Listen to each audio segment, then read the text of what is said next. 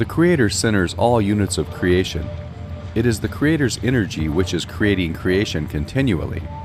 Universal mind is extended to every atom which moves around the Creator's omnipresent and immutable stillness, which man calls gravity.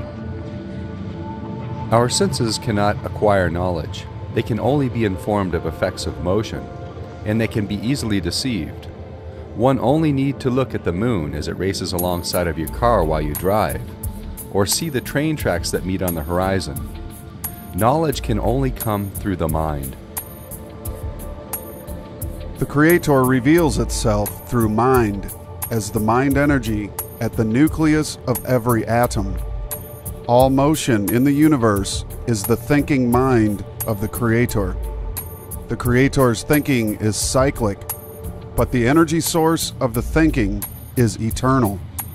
All of the energy of all creation is in the omnipresent vacuum of the zero universe of motion. The mistake made by academic scientists is that energy moves. The omnipresent stillness of space never moves. It is the fulcrum from which all motion draws its energy to move, but the fulcrum never moves. Every ultra-microscopic point in the cosmic vacuum of space is a fulcrum from which the Creator's omniscient mind desire is extended to express the ideas of universal mind.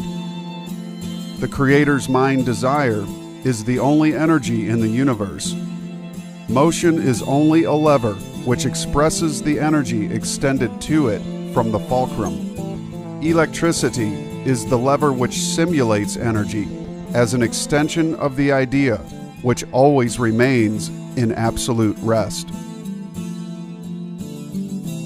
That being said, we must now address the fallacy of the two kinds of electricity labeled by academic sources as positive and negative. Let us observe how illogical and impossible this claim is. Electricity does one thing only.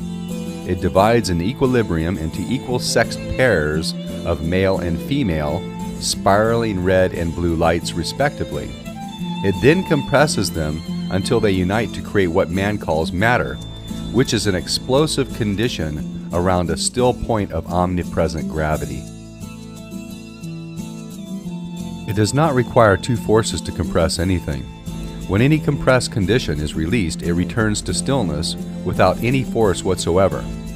The still vacuum of space is the universal equilibrium.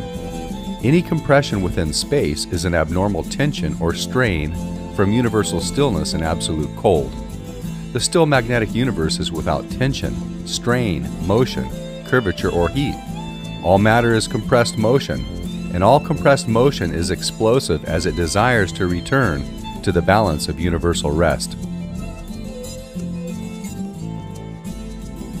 The zero universe of magnetic stillness is balanced.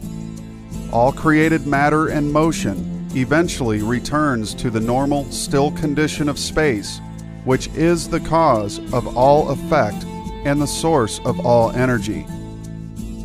Early scientists decided that there were two types of electricity because the two opposite conditions of living and dying, growing and decaying, heating and cooling, polarizing and depolarizing, as well as all other effects of motion, are expressed in seemingly opposite directions by seemingly opposite forces. There are no opposite directions or forces. There are only divided sexes, which exert the same force in the same direction. The one force is compression, and the one direction is spiral. That which seems to be two are one when they are united.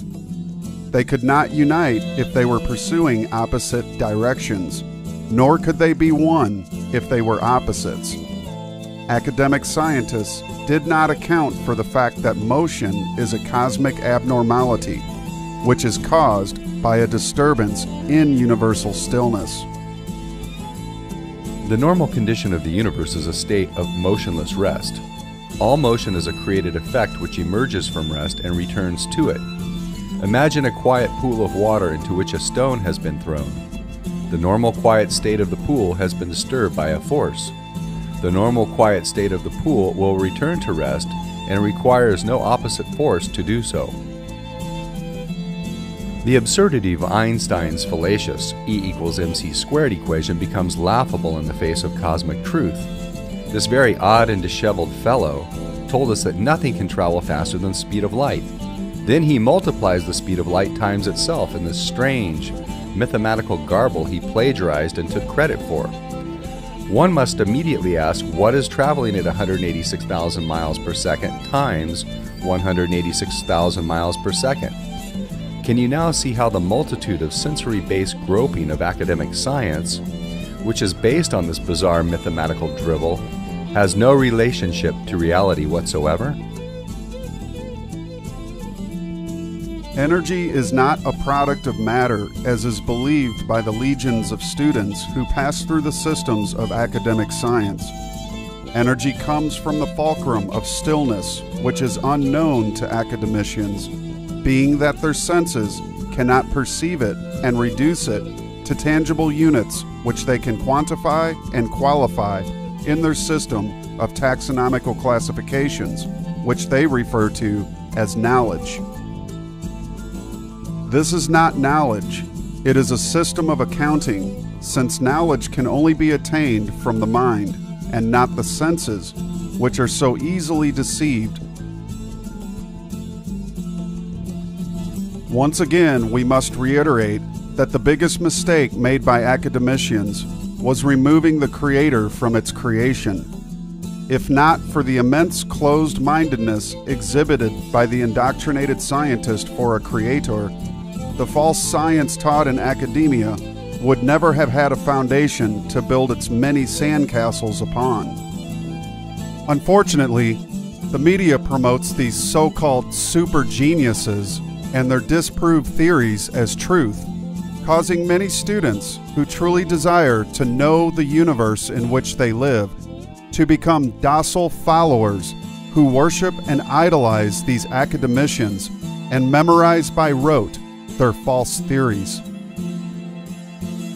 The result has been the elimination of critical thinking and traditional deductive science, replaced by memorizing theories which have no relationship to reality, and then testing students to see if they remember those fallacious indoctrinated guesses well. Academia now serves as a false and shallow interpretation of the universe, which has no resemblance to nature at all, nor can it remotely explain its effects or its unseen cause, the omnipotent Creator.